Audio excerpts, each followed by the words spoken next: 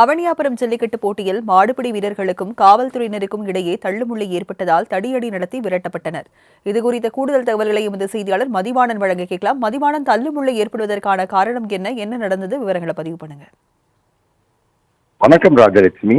தமிழர்களின் வீர விளையாட்டு மட்டுமின்றி தமிழர்களுடைய கலாச்சாரம் பாரம்பரியம் உள்ளடக்கிய விளையாட்டு ஜல்லிக்கட்டு விளையாட்டு. இந்த ஜல்லிக்கட்டு விளையாட்டானது தெரியாத காலை 6:30 மணிக்கு மதுரை அவனியாபுரத்தில் தொடங்கியது. அவனியாபுரத்தில் தொடங்கிய அந்த காலகட்டங்களில் இருந்து விறுவிறுப்பான அந்த ஜல்லிக்கட்டு போட்டி என்பது நடைபெற்று வருகிறது.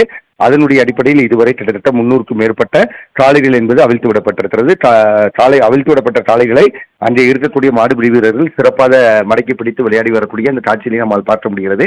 இதனை அடுத்துத்தான் ஒரு பகுதியாக அந்த காளைகளை நிச்சயமாக மருத்துவ பரிசோதனை செய்த பிறகுதான் களத்தில் அனுமதிக்கப்படுவார்கள். அதனுடைய அடிப்படையில் கால்நடை மருத்துவர்களால் தொடர்ந்து மருத்துவ பரிசோதனை என்பது நடைபெற்று வருகிறது. நீண்ட வரிசையில் காத்து கொண்டிருக்கிற காளைகள் மற்றும் காளையினுடைய உரிமையாளர்கள் முண்டியடித்து முதலில் செல்வதில் தான் இந்த மிகப்பெரிய சண்டை என்பது ஏற்பட்டிருக்கிறது. இந்த சண்டைக்கு காரணம் தங்களது காளை தான் முதலில் வந்தது, நான் தான் முதலில் கொண்டு போவேன் என்ற குளறுபடியின் காரணமாக அந்த கதவுகளை இடித்து தள்ள முற்பட்டனர். உடனடியாக சுதாரித்துக் கொண்ட காவல்துறையினர் சிறிய அளவிலான ஒரு சிறிய தடியடி என்பது நடத்தி தற்சமயம் அந்த கூட்டத்தை கலைத்திருக்கின்றனர். மீண்டும் வரிசையில் காளைகள் நின்று கொண்டிருக்கிறது.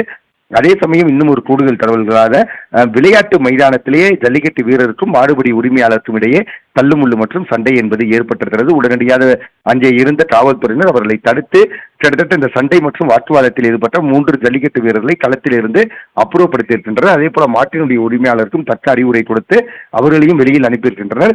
ஜல்லிக்கட்டு மைதானத்திற்குள்ளும் மாடுபிடி வீரருக்கும் அதே போல ஜல்லிக்கட்டு உரிமையாளர் காளை உரிமையாளருக்கும் சண்டை ஏற்பட்டிருக்கிறது.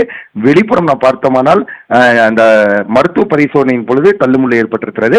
தொடர்ந்து காவல்துறையினரை பொறுத்தவரையில் 2200 பேர் தொடர்ந்து பாதுகாப்பு பணியில் ஈடுபட்டு வருவதால் எந்தவித சலசலப்பும் இன்றிதான் சென்று கொண்டிருக்கிறது. சிறு சிறு சலசலப்புகள் ஏற்பட்டாலும் கூட காவல்துறையினர் உடனடியாக அதனை சரி செய்து வருகின்றனர்.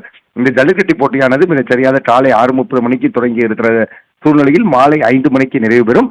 கிட்டத்தட்ட 1200 காளைகள் இருக்கக்கூடிய சூழ்நிலையில் அனைத்து காளைகளும் நிச்சயமாக களமிறக்கும் எனப்படும் மாவட்ட நிர்வாகம் தெரிவித்திருக்கிறது. ராஜலட்சுமி, விவரங்களை வழங்கியதற்கு நன்றி மதிவாணன்.